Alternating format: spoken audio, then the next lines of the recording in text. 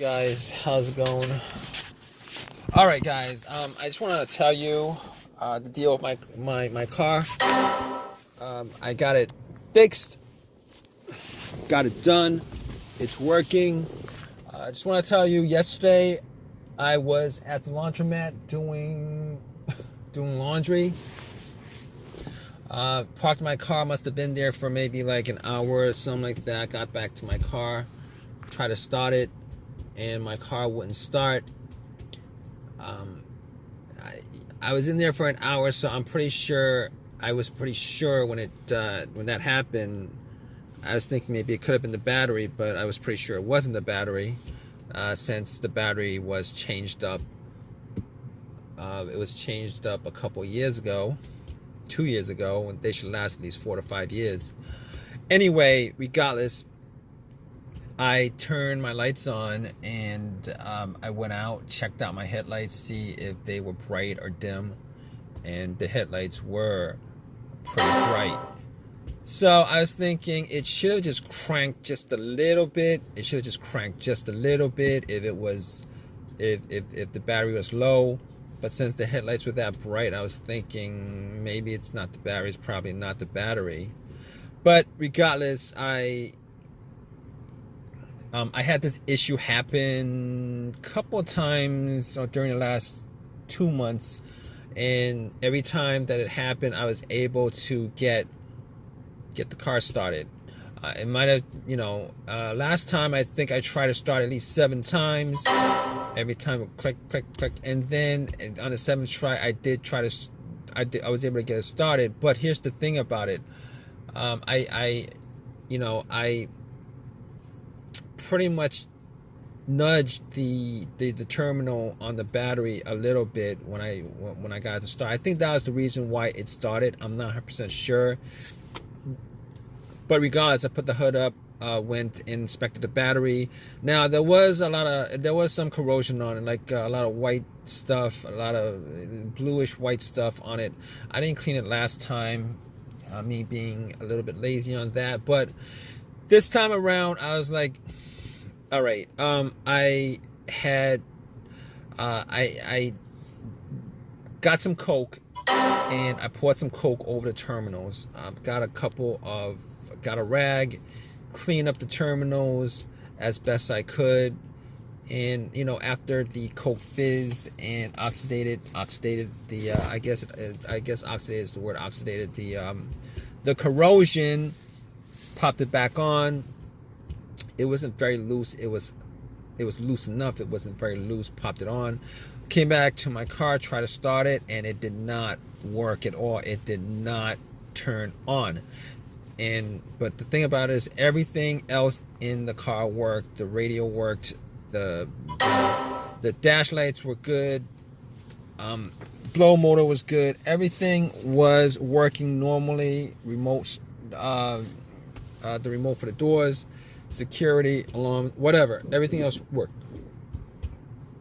So at that point, I was pretty sure it was in the battery, but I wasn't 100% sure on it. So I actually went, got a booster pack, because I bought one from Walmart because of what happened last time with my car. I put the booster pack on the terminals, and the booster pack was at 100% when I put it on, and this would have at least cranked it up a little bit. I would have at least heard some movement, some sound from the engine. So basically, I put it on, try to start it, and it didn't do anything. It had the same thing. Heard a click.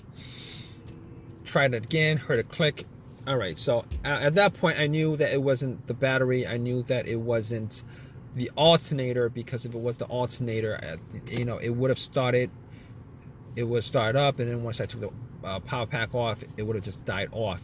So at that point, I knew it wasn't the battery, it wasn't the alternator. So I was checking the negative cable on the battery, the ground wire that connects to the frame of the car, just to make sure that it was connected, secured, and tight, which it was. It was secure, it was connected, it was tight. And basically,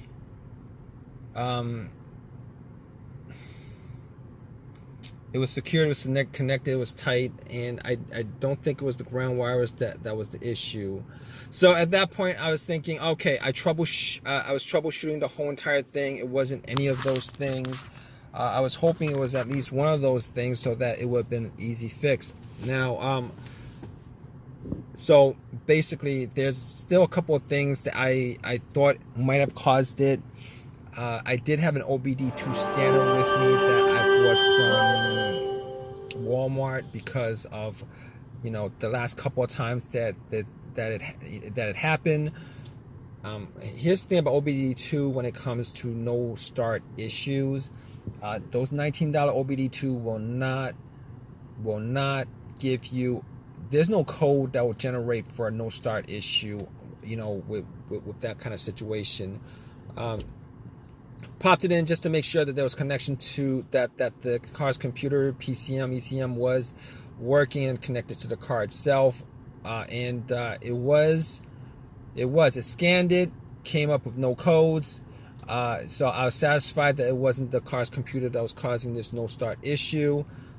And after that, I pretty much thought, okay, not the car's computer, could eliminate that. I was thinking, okay, what else could it be? It could be a fuse or a relay. So basically with the relay, I was like, it could be the relay, but considering I try to start it at least 15, probably like 20 times, probably close to 20 times.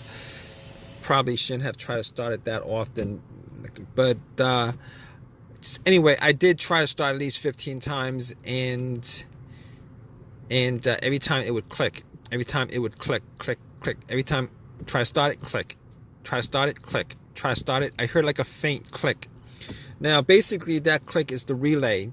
The relay is normally what happens is that when there's a charge that goes through the relay, it causes. I believe there's like 2 voltage plate on the relay to connect to each other.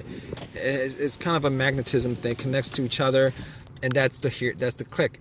So basically, I could rule out the starter relay because that was the clicking sound was the relay going off. It's just that the engine wasn't cranking at all. So I could rule the relay out at that point. And after that, I was thinking it could be a fuse. It could be a fuse that's the problem. And I was thinking to myself, okay, I've had 2 instances where I've had a fuse, fuses that were blown, which caused a no start. One of them was a no crank, no start situation, a no crank, no start situation, where I had no power at all in the car. No power at all. It was as if the battery was removed from the car. No power at all. Turned out that it was the main fuse on that car.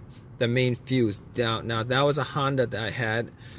It was a main fuse, and this is common to a lot of Hondas that I had. It was a main fuse that blew. And the reason why I knew it was the main fuse because I had 2 screwdrivers, and I crossed up the middle portions of the router and the screwdrivers, and it started up. So it was not. Obviously, the situation is not the same situation because I am getting power to everything. I'm getting power to everything, but it just wouldn't crank up. So I could cross that off the list.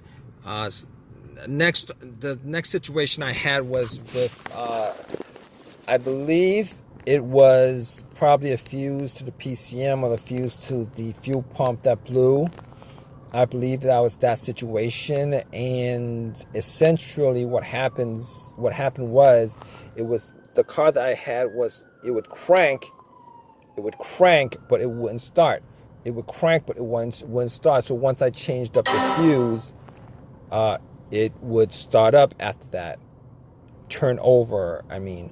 But unfortunately, I didn't have that. That's not an easy fix for this car, considering I have no cranking at all. I can't crank.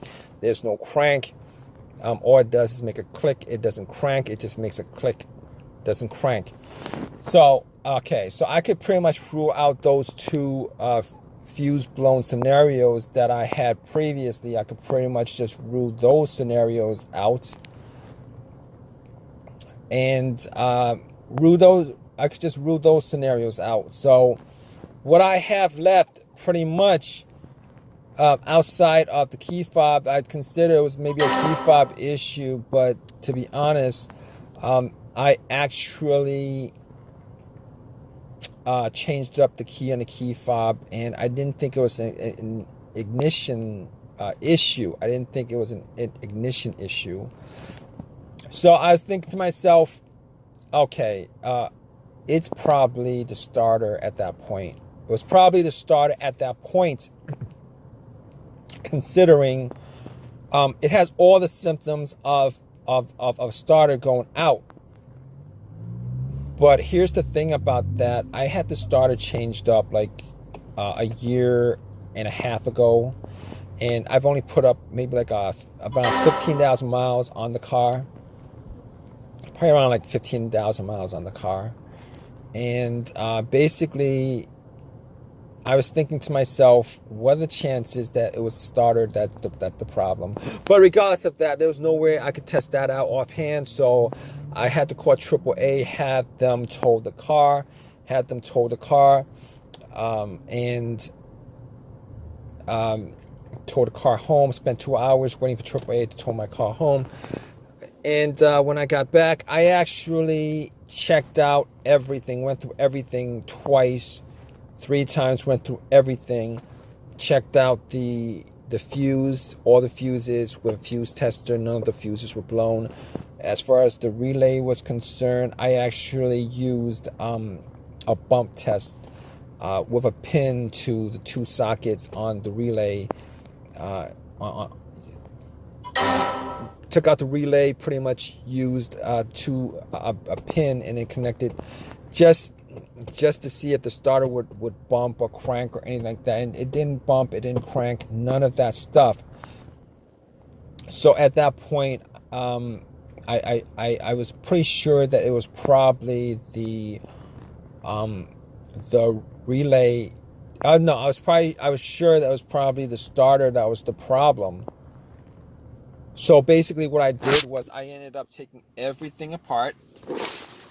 I ended up getting to the starter, and after I got to the starter, I actually connected a wire from the positive of the battery terminal straight to the solenoid, one of the terminals on the solenoid. And just to see whether I could bump it, I could not bump it. It did not start at all. So at that point, I was like I was 100% sure it was a starter. So I took the starter out, went to AutoZone, had them test it, and the starter did not work at all. Granted, it was a rebuilt starter. So cut to the chase. I got another. It was a lifetime warranty on the starter. So I spent $100. No, I didn't spend any money. I got the starter for free, popped it in to the car, and bam, it started right up. And I haven't had any issues ever since. My car is working. If you guys are going through this issue right now, just want to let you guys know, if you guys go through the whole troubleshooting steps that I've pretty much went through with the issue that I had with my car, there's probably a 90% chance that you guys will be able to figure out, what's causing your issue as far as your car issue or your car not starting. Now, here's the thing about it. I didn't, obviously, as far as the ignition is concerned, the key fob key was the most I ever did. But it actually, it was pretty much a good analysis, diagnosis of a no start issue. Try it out, guys. Hope this has helped you guys out. You guys have any comments at all on this, please leave a comment in the comment section. Please subscribe. Please give me a thumbs up. please leave a comment. I just said that. But anyway, regardless, hope this has helped you guys out. Take care.